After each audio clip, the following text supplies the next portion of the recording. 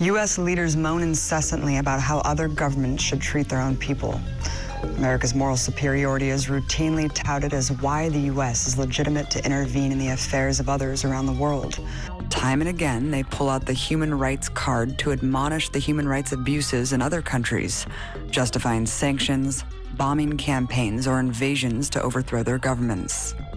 The U.S. is the most qualified to do this, of course, because it is the shining moral example for how society should be run.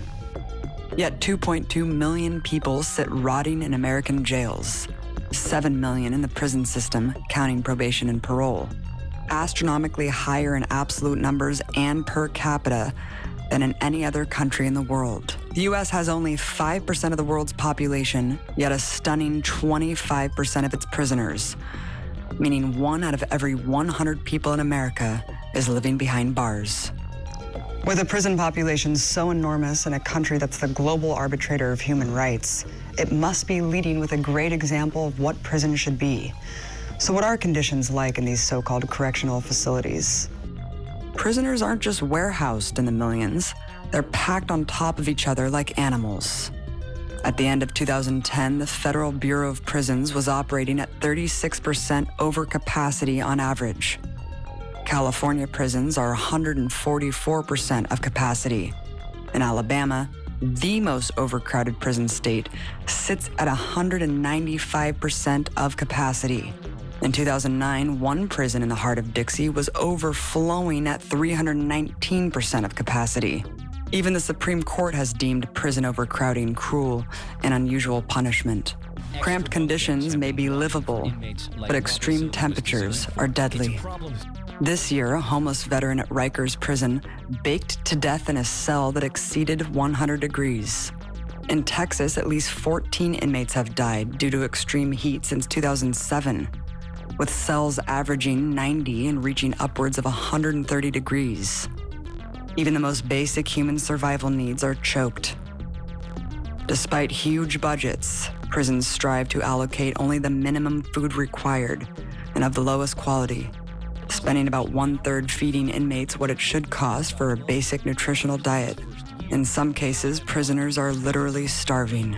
According to the Southern Center for Human Rights, inmates in one Georgia jail are fed only 2 meager portions of food a day, up to 14 hours apart, resorting them to eat syrup packets, toothpaste, and toilet paper for sustenance. Even more disturbing are incidents like the one at Rikers this past March, where 22 prisoners became violently ill after eating meatloaf laced with rat poison. But prison is not just hell on earth for inmates. It's also hell for the families and loved ones of anyone incarcerated. Extreme difficulty in visiting prison aside, the system even makes talking near impossible. In addition to severe restrictions on communications, prisoners are also charged exorbitant $1-a-minute fees. The telephone service providers kick back 42% of their massive revenue to the state, amounting to $152 million annually. 24 Texas jails have already eliminated in-person visits altogether, replacing them with expensive video chat services. Incarcerated people are also subject to savage brutality from the only people from the outside they're allowed to see. Extreme violence from prison guards is widespread, although done hidden behind walls, knowing that their actions will rarely, if ever, be scrutinized. A survey at Clinton Correctional Facility found that 90% reported common physical assaults by staff for even the most minor infractions. The report also corroborates what others have found across the country, that people will be brutally beaten, thrown back in their cells without medical attention, and threatened with more violence if they seek medical attention. If wounds are too severe, it's no worry to the guard, because routinely the medical staff will cover up for them. In some cases, guards were even found to be forcing inmates to fight in gladiator-like tournaments. Well, the most subtle form of brutality in the prison system is the denial of medical attention. Prisoners get hurt, prisoners need medicine. Sometimes the medicine is a week delayed, and a person might have high blood pressure and need to take the medicine on a daily basis, and it might take them a week, 2 weeks, or a month. It certainly damages organs. The most inexpensive healthcare providers are used. Anybody that can make the cost of healthcare for prisoners at the lowest, they get the contracts, and of course it's very abusive. It's not just physical violence. In 2014, the Bureau of Justice reported that prison guards account for half of all sexual assault allegations, and that it was extremely rare for any of them to go to trial for the accused crime. Of the guards who are caught sexually abusing prisoners, 1/3 are allowed to resign before the investigation concludes, eliminating any public record. One of the guards' most important jobs is making sure everyone's put to work, all day, every day, making pennies on the dollar for corporate America. The country's biggest corporations, McDonald's, Walmart, American Airlines, and others, line their pockets with outsourced prison labor to manufacture everything from food to furniture to staffing call centers.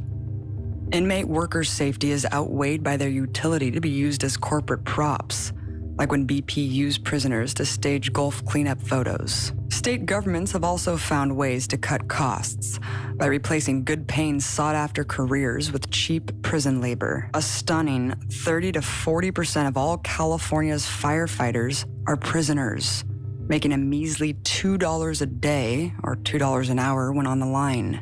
Producing $2 billion in annual value, inmates are a hot commodity for corporate masters who only wish their minimum wage of 12 cents an hour could be applied to the entire nation.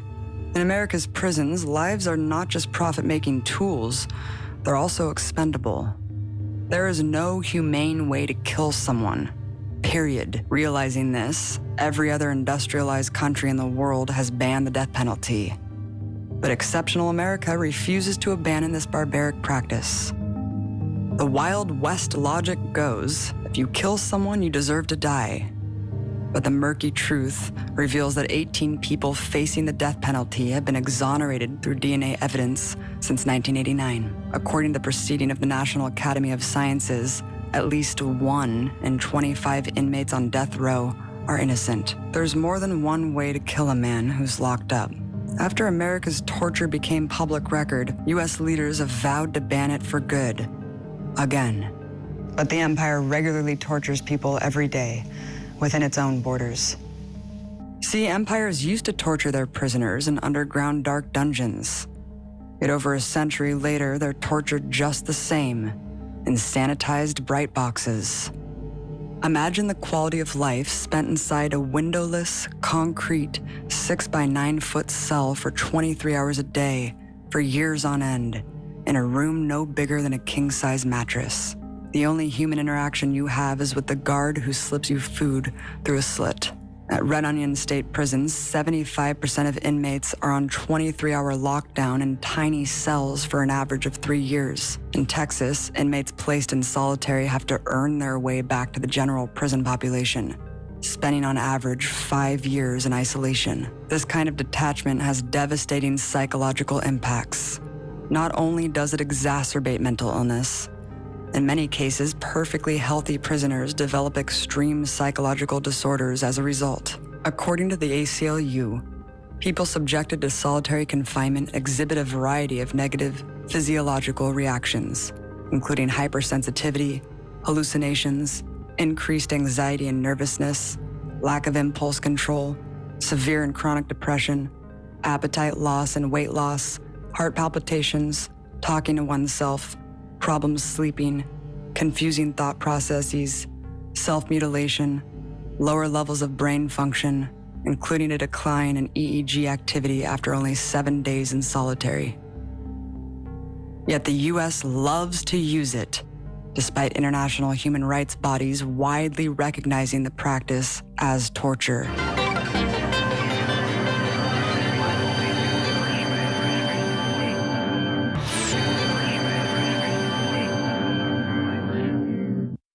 Often we hear that the people in prison are violent criminals who need to be locked away to keep the country safe.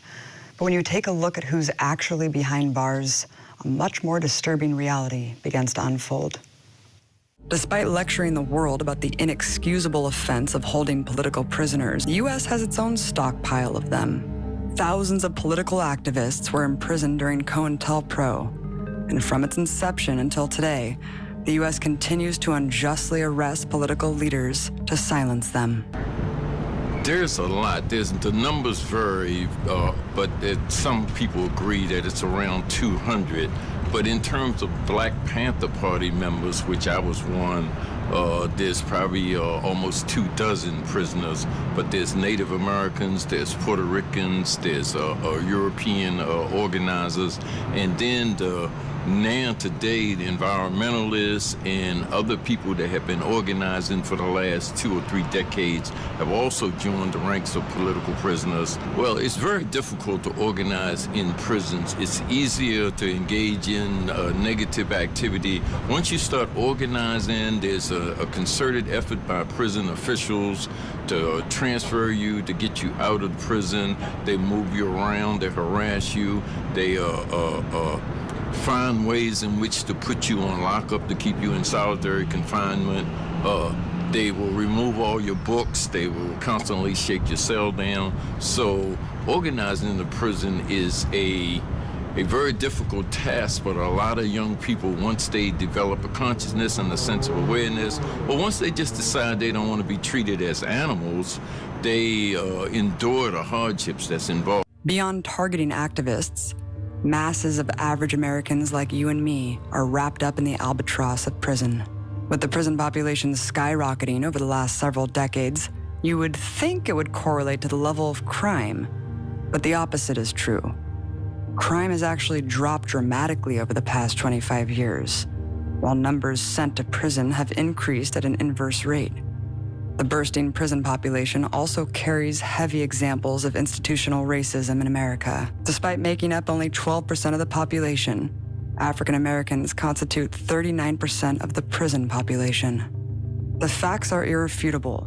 If you're Black or Latino, you are more likely to be sentenced to prison than your white counterparts. In fact, African American men are 7 times more likely, Latino men 3 times more likely to go to prison than a white man. Among federal defendants, Black men receive 20% longer sentences than white counterparts committing the same crime with similar records. And what great threat do these people pose to society that warrants them being locked away in federal penitentiaries, mostly using drugs? Over 50% serving time in federal prison are non-violent, drug-related offenders, and since 1998 have constituted the largest portion fed into federal prison. Between 2012 and 2013, 28% of drug offenders had charges related to marijuana only. But on top of throwing people in cells for victimless crimes, the state has also ensured a way to throw minor offenders away forever. Thanks to draconian 3 strikes laws, there are currently at least 3,278 people serving life without parole for nonviolent crimes, some of them as absurd as shoplifting to jacking a wallet. In a tragic 79% of these cases, where people's lives are trapped in the system forever, involve non-violent drug offenses. The U.S. prison system doesn't just illustrate white supremacy embedded in the empire, but patriarchy too. One California prison study found that of all the women behind bars for killing their significant other, 93% were abused by that person, and 67% killed their significant other while defending themselves and their children from life-threatening attacks from their abuser. Self-defense, even without a victim, is punished. In the case of Marissa Alexander, the victim of repeated abuse was given 20 years in prison for simply firing a warning shot in the air while her abuser was trying to kill her. After public outcry won her an appeal, the prosecutor tried to increase the sentence to 60 years. Then there's the refusal to recognize the existence and rights of trans women by misgendering them, therefore placing them in extreme danger. In general, 4% report sexual abuse while in prison, but that number shoots to 59% for trans women. Harrowing stats aside, the empire defends mass incarceration with the mantra that those in prison are there by their own doing. We all make our own decisions. But what about those who can't? In the belly of the empire, how are the most vulnerable treated, including people medically deemed unable to care for themselves, people with debilitating mental illness like bipolar, schizophrenia, post-traumatic stress disorder, and more? They're discarded, thrown on the streets, and punished in cells. In testimony before Congress in 2010, Ohio Governor Ted Strickland estimated upwards of 40% of mentally ill people in America become wrapped up in the criminal justice system. Right now, there are 10 times as many people with mental illness in prison than in hospital care. The trend of mental illness is startlingly high across the board. In federal prison, inmates with diagnosed mental health issues consist of 45% of the population. In state prisons, it's even higher, 56%, and a whopping 64% of inmates have mental illness in local jails. But this cruelty and neglect isn't just endured by mentally ill adults. It's extended to the even more vulnerable, children. For example, the Arizona Department of Juvenile Corrections estimates 35% of jailed youth suffer mental illness, with 50% on psychotropic drugs. However, the mentally ill aren't just left to languish in prison. They're also executed. Since 1983, at least 60 people with mental illness or retardation have been killed by the state. The system has been shown to be stacked against poor people, regardless of race. Even though drug use is comparable, police aren't looking for drugs in Beverly Hills. Poor neighborhoods are the most heavily policed and the most routinely harassed. And once you're arrested, you only get the best justice money can buy. A great secret of this so-called justice system is that the right to be tried before a jury of their peers is hardly the norm. Most are pressured by fear and coercion to take plea deals, told they're going to be found guilty anyway. More than 90% of criminal cases are never tried before a jury. Others go to jail not for jailable offenses, but for the inability to pay fines and court fees. A 2010 Brennan Center report found that of the 15 states with the largest prison populations, all had a practice of arresting people because they were unable to afford fines. For example, Ferguson's nearly all-white police force pull over African Americans en masse and slap them with expensive tickets, whether or not they commit traffic violations. Unable to pay, residents are sent into the pipeline of the prison system for 2 weeks or more. In 2013, the city issued 33,000 arrest warrants for unpaid traffic tickets. Ferguson has a population of 21,000. Many remain in the system because they can't afford bail.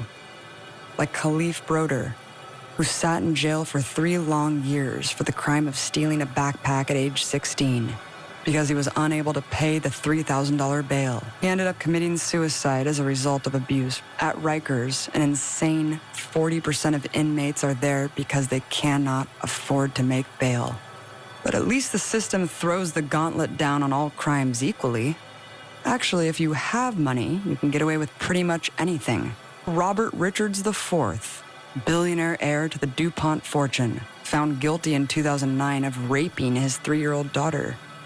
How many years in prison did he receive for this heinous offense? None. The judge said he, quote, wouldn't fare well in prison. Let him go home on probation instead. Beyond individuals, though, an entire clique is exempt from prosecution. Bank of America, Western Union, JP Morgan Chase, and HSBC are known to be laundering billions in drug money for cartels in Mexico, while millions of poor people are funneled in and out of the prison system for possession of small amounts of drugs. Banks openly engage in flagrant criminal drug activity to the point of making the drug trade possible without fear of any real punishment. Racism and inequality in the justice system don't happen in a vacuum. The economic function American prisons serve cannot be overlooked when we want to understand how the freest country on earth ended up with the most prisoners.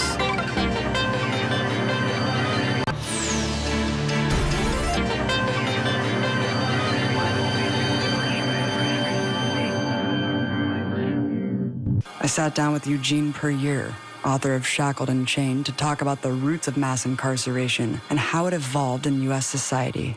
Well, I think that what we have to understand about prisons in the United States is that they're ultimately a form of social control. They're an element that exists as a broader part of the economy that helps discipline the labor force. And so when you think about slavery, for instance, and the things that came after it, it's sort of a three-step process for the African-American population in particular in America.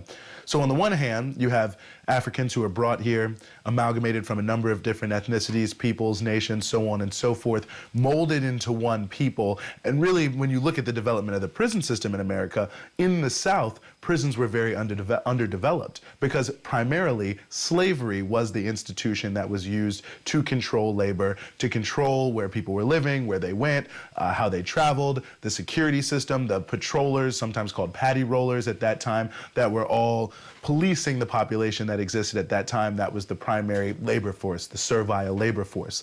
Then following the end of slavery, what you have after a brief flourishing of Reconstruction is this new system called Jim Crow. And Jim Crow used things like convict leasing, which was a small amount of the individual, in terms of the individuals who were involved, but in terms of the role that it played, it was for African Americans who were still needed to be this major agricultural labor force, cotton, indigo, so on and so forth, that really was the pivot of the world capitalist economy. They couldn't just have people going wherever they wanted, leaving the plantation, doing whatever they can do. So on the one hand, you see that there's no land reform during Reconstruction. On the other hand, that you see that the laws that were getting people swept up into this convict leasing were primarily around quote-unquote vagrancy or things of that nature. Essentially, if you weren't employed or people thought you were doing something suspicious, you could be picked up and thrown into these labor gangs that existed that were, you know, in the mines primarily, also in the railroads, and a lot of the new industry in the South. And so you can see that the role of convict leasing, which was the early development of the prison system as such in the southern part of the country, is almost 100% aimed towards controlling labor. And when we look at our current system of mass incarceration, we have to look at the fact that at the same time you see prisons exploding, you see a big changeover that's happening in terms of the economy in America, and mass incarceration, militarized policing, and things of that nature become an institution that is existing as a band-aid, because you've already decided we're going to economically devastate communities. And instead of doing things that are going to help people, what we have to do is ring fence and control the social conditions that are arising from this that create a number of different problems. Eugene, in your book you say that, quote, sections of the population have been rendered superfluous to the normal productive process. What did you mean by that? Well, what I meant by that is when you see what's happening with this economic crisis, the question is, what is the answer going to be? And so not only do you start to blame poor people more for the problem and cut back on social programs and the like, but to restore the rate of profit, what the capitalist class, the ruling class, the 1%, whatever you want to call them,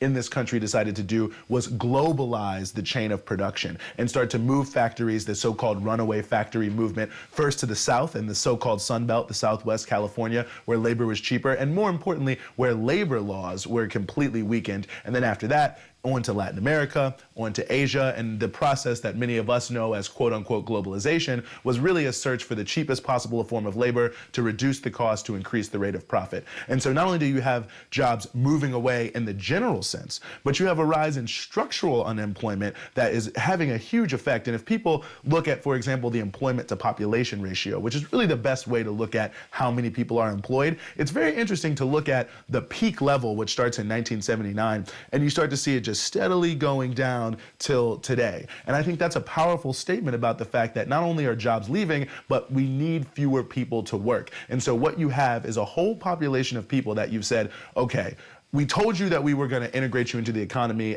black people, the same way we did Irish and Italians, but we're not going to do that. We're going to send these jobs somewhere else. And on the same token, we're also not going to provide a lot of social programs and things of that nature. So you have a whole population of people who are existing in this area who aren't really needed in the production process besides how they become used in the low-wage workforce, but they're still there. And these are the exact same communities that just 20 years previously, if we're talking, say, 1980, had risen up in this mass uprising that had happened in these major northern cities. When you look at the wave of major drug epidemics in America. Let's just speak about crack cocaine. Crack cocaine really comes on the scene at the depth of the economic crisis of the early 1980s that really was devastating to black communities across this country. And so you see when people have no hope, when they see no future, and then they're driven to look for more and more ways to escape. And when you start to have the explosion of this black market economy, all the other social consequences that exist from this social devastation, you have to find some way to contain it if you aren't going to solve it. And talk about the mandatory minimums and three strikes laws. What forces were behind these and what damage did they do? Well, it's an interesting question. So you see a number of Democrats, so-called liberals, start to reach for these conservative solutions that speak to punitive type things. Well, if the problem isn't the government institutions, if the problem is these poor people, we need to start to look for punitive measures that can change their behavior. And so they start to push mandatory minimums, but it doesn't become a big thing until the war on drugs. And what you see then is the connection between the two. They were pushing mandatory minimums before the war on drugs. The war on drugs became the kindling on the fire. This issue of social control is very clear. They're making the laws and organizing them in a way that is deliberately aimed at putting people in a certain geographic area, which are racially and class exclusive black poor people, putting them in the noose and sweeping them into the prison system. Conditions in the empire's prisons have always been horrific. And people incarcerated, along with their supporters on the outside, have always organized together to change them. In 1971, the Attica uprising in San Quentin prison forced the government and prison authorities to take the prisoners' demands seriously and succeeded in winning real reforms. Despite the fact that the fascist-like prison forces sent their foot soldiers to wantonly slaughter 29 prison organizers, with so little care that they also killed 10 hostages in the massacre, the Attica Rebellion lit a fire that has never gone out. And 2013 saw the biggest prison strike possibly in world history, where tens of thousands of California inmates came together to protest poor nutrition, torturous use of solitary confinement, and more. In less than a week, the strike spread to 24 state prisons and 4 out-of-state contract facilities, where inmates refuse to eat, perform work assignments, or attend required classes. As a result, state lawmakers were forced to hold public hearings on conditions in maximum security prisons and the prevalent use of solitary confinement. Hope can come from such an ugly disease. The empire has exposed that these structures exist for nothing but to maintain its power and wealth, while wasting the potential of so many millions of human beings, so many young people, so many in need who deserve to be part of society. If prisoners under the most severe repression can organize coordinated political actions across more than a dozen high-security prisons, imagine what we can do on the outside to build solidarity to end mass incarceration. The fact that history's biggest empire also has history's biggest prison system, highly militarized police, and a mass surveillance grid is no coincidence. It's an acknowledgement that the biggest threat to the empire's rule are its own people, awake and using their agency to fight it.